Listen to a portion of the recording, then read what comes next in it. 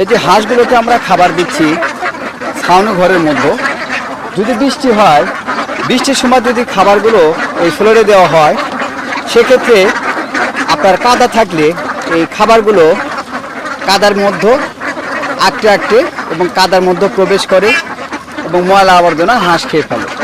এই জন্য আপনাকে খাবার দেওয়ার জন্য এরকম একটি সুন্দর আপনার ছাউনি ঘরের মধ্যে রাখা দরকার, যেখানে আপনার মানে শুকনো থাকবে, পানি প্রবেশ করে না। এই যে ফ্লোরটা দেখুন চকচকে পরিষ্কার পরিচ্ছন্ন। যখন এটা কাদা কাদা হয়ে যায় সেই সময় আমি আবার নতুন করে মাটি দিই, মাটি দিলে এটা পরিষ্কার পরিচ্ছন্ন থাকে।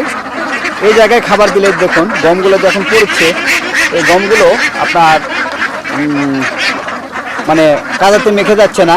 ঠিক এভাবে আপনারা এই হাঁসগুলোকে যদি খাওয়ান, সেক্ষেত্রে হাঁসের কোনো ইনফেকশন করবে না।